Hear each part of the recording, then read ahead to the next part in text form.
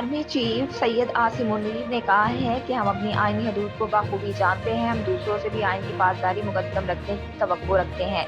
Army chief general Syed Asim Munir ने Pakistan air force की passing out parade से खिताब करते हुए कहा कि आइन के आर्टिकल 19 में आज़ादी इजहार और इजहार राय की हदूद मुतय्यन की गई हैं।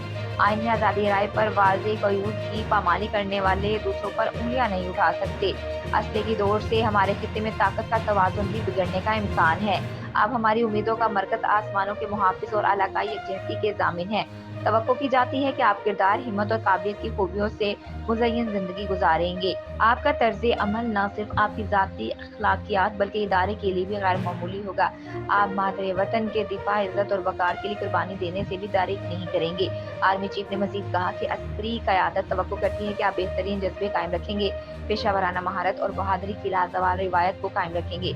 आर्मी चीफ ने कहा कि मस्नूई ज़हानत, रोबोटिक्स, फ़ज़ाई ताकत के दायरा कार को वसाअत दे रही है। क्वांटम कंप्यूटिंग समेत मखसूस टेक्नोलॉजीज भी फ़ज़ाई ताकत के दायरा कार को वसाअत दे रही है। फरवरी 2019 मिसाल। उन्होंने कहा कि एक मजबूत फ़ज़ाई के बगैर मुल्क किसी भी इजारे के रहमो करम पर होता है। पाक फ़ज़ाइया हमेशा कौम की तवक्कुआत पर पूरा उतरती है।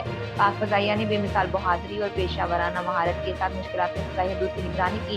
इसकी बड़ी मिसाल फरवरी 2019 हम सबके सामने है। उन्होंने कहा कि गजा जंग इस बात की ताज़ा तरीन मिसाल है कि जंगें क्या क्या मसाइब ला सकती हैं। गजा में बूढ़ों, ख़वातीन और बच्चों का अंधाधुंध कत्ल सबूत है कि दुनिया में तशद्दुद बढ़ रहा है। मकबूजा कश्मीर पर भारत का नाजायज कब्जा।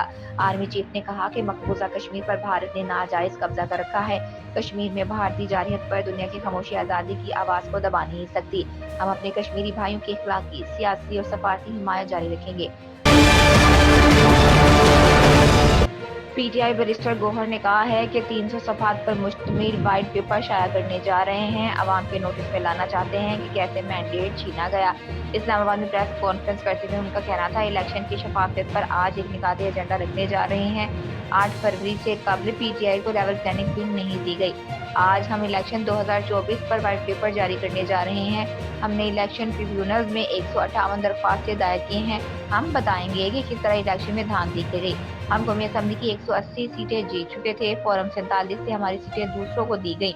चेयरमैन पीटीआई ने कहा, हमने सुप्रीम कोर्ट से रुजू किया, वो पिटीशन भी आज तक नहीं लग सकी। उन्होंने कहा कि इंतखाबी निशान छीनकर हमें मैदान में भेजा गया। हमने बाइकआउट नहीं किया और पुरअमन अंदाज से हिस्सा लिया। फॉरम 47 बनाकर हमारी फतह को शिकस्त में बदला गया। बैरिस्टर गौहर का कहना था कि हम चाहते हैं जुडिशल कमीशन बने और इलेक्शन की इंक्वायरी करे कि कैसे पीटीआई को हराया गया। वज़ीर इत्तलात सेंट शर्जील मेमन ने कहा है कि असलहे की नुमाइश करने वालों के खिलाफ सख्त कार्रवाई होगी। वज़ीर हाला हाउस के बाहर मीडिया से बात करते हुए शर्जील मेमन ने कहा, कराची पुलिस चीफ के ऑफिस पर हमले में मुअल्लम का मुलव्विस होना तशवीश की बात है। इस तरह के लोग किसी भी यूनिवर्सिटी या मदरसे में हों, उनकी मुकम्मल मॉनिटरिंग होगी।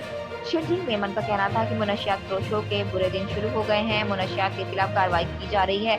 40 से 45 दिन में महकमा एक्साइज ने 200 मुल्जिमान गिरफ्तार किए हैं।